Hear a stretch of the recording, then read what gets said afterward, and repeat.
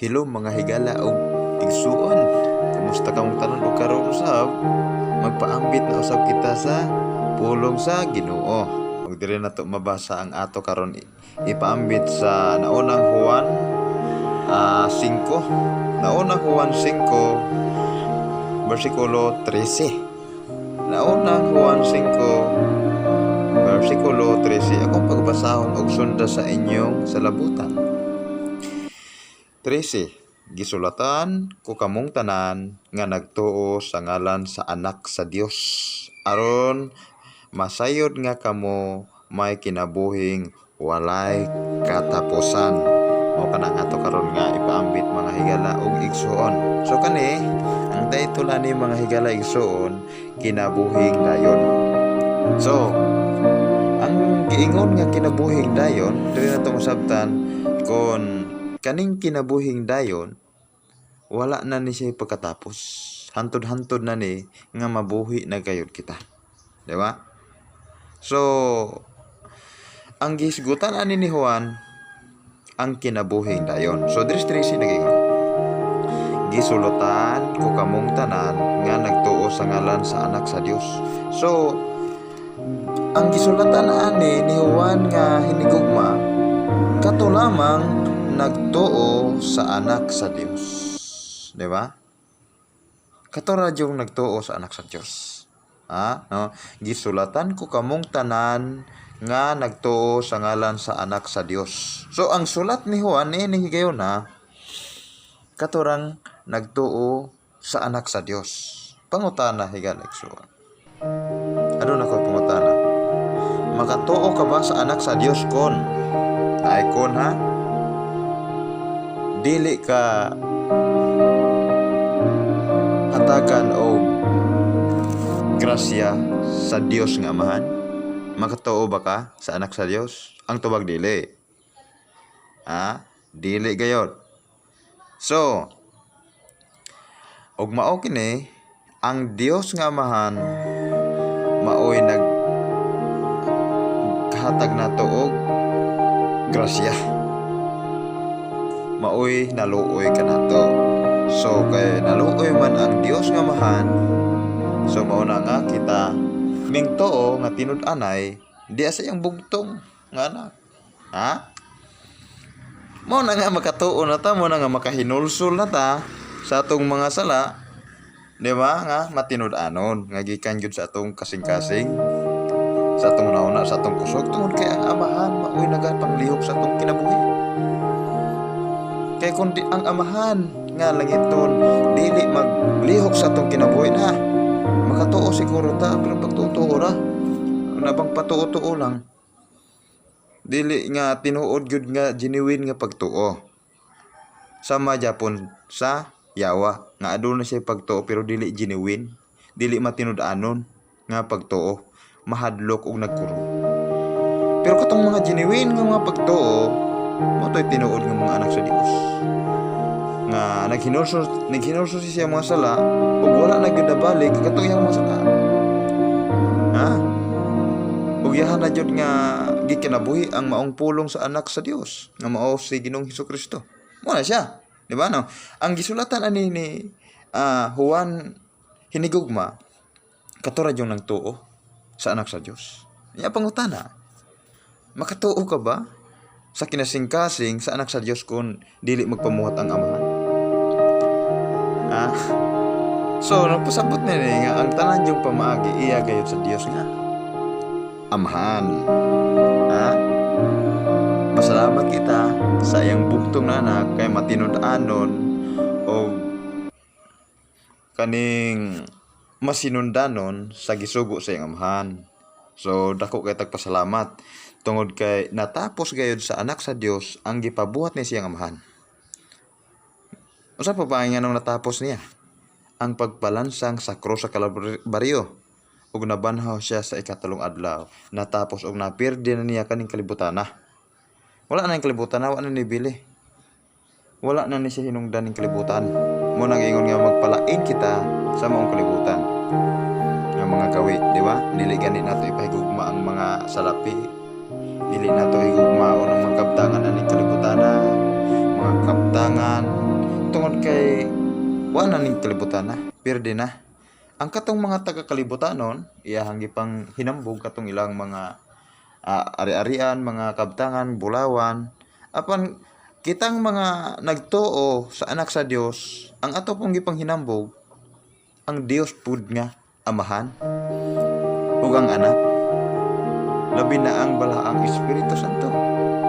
Muna atong gi panghinambog. Apan kaning tanan nga mga nakita nato, nagkinahanglan sa gyapon tag kwarta aron sa paggastos nato ang pagkaon, pagbayad sa kuryente, tubig, kinahanglan na apan dili gayud na maoy purpose o maunay ato ang higugmaon ug mauna noy atong idolon.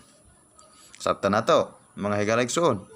No, gisulatan ko kamong tanan. Moyon kay kamong tanan, so wala din ni pagpili kay kamong tanan man. No, gisulatan ko kamong tanan na may nga nagtuo sa ngalan sa anak sa Dios. Unya ang tanan baya nagtuo, di ba? So, tanan diay gisulatan. Kay tanan man tanang nagtuo bisan siya tanan nagtuo man. Ang problema, ang pagtuo sa yawa dili matinud-anon, dili genuine. Wala niya gikinabuhi ang pagtuo. Nga namang wala man niya gikinabuhi ang pagtuo, wala siya gikaloyan sa Dios.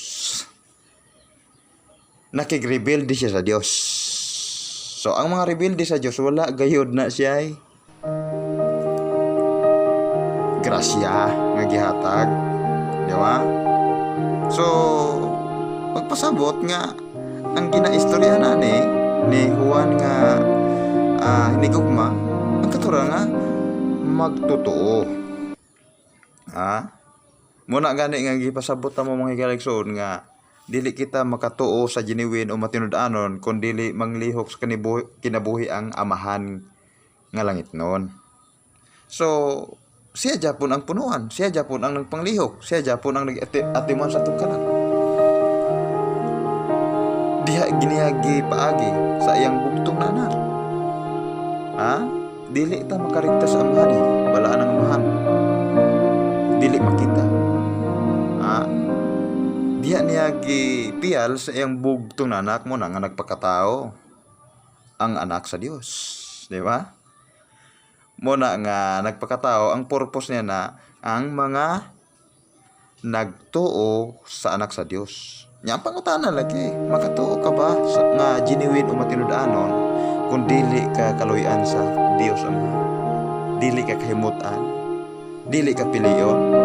Aduna siguro kay pagtuapan, adunay mga unos, baha, linog, adunay mga pagsulay, musukol mo, aware ka, makigdebate ka, mao na siya. So pamaagis tao, ang pamaagis tao mo makigdebate siya musuko siya Gusto ang tao ko nga maghari-hari siya, gusto nga siya joy labaw, gusto siya joy tahuron. Pero ang abi niyo, ang Ginoo wala nagpatahod sa kalibutan. Ningon gani ang Ginoo nga bisan dili ko daygon sa mga tao, basta matuman niya ang gisugo sa iyang amahan, asam kana, di ba? Sabta nato mga higaligsoon, no?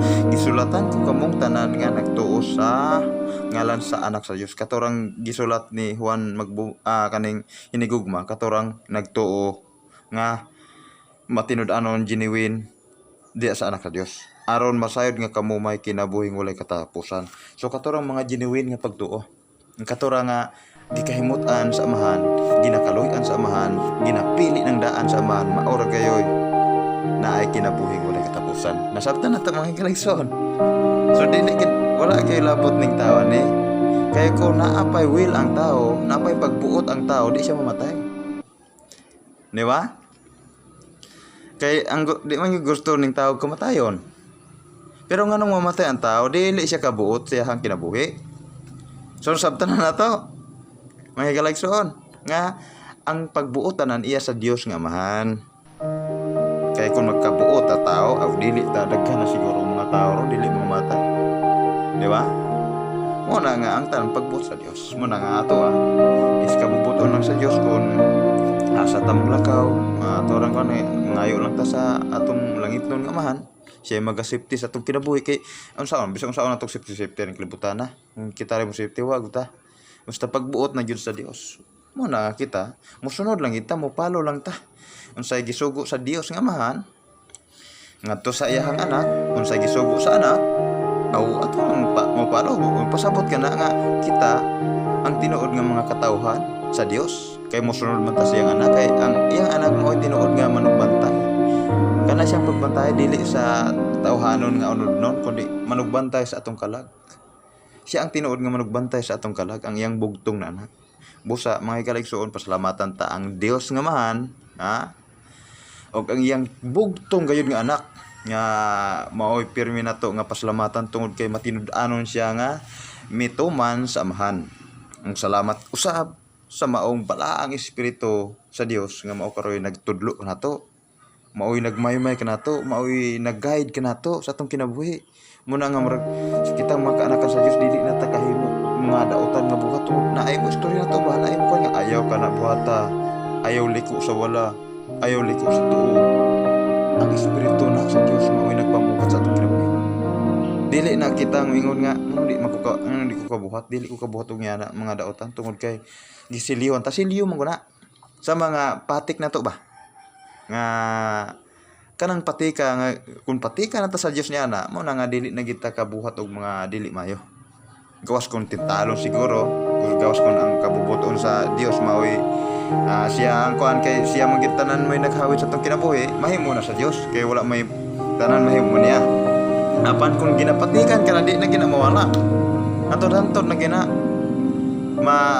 lalagutay kinabuhing walay katapusan so luwas na dili na jud dili ang mga anak sa Dios dili na siya magpakasalag usab kay ang iyang amahan Dios naman ang iyang amahan sama naman tani Kristo nga iyang bugtong na anak na kay gisilihon naman ta sa balaang espiritu sa Dios. Daghang salamat mga higalayson na nga napumigamay nga nasabtan sa atong gipaambit nga pulong sa Ginoo. Ang Ginoong Kristo maguban kanunay sa atong kinabuhi amin ug amin dalaygon ang Dios.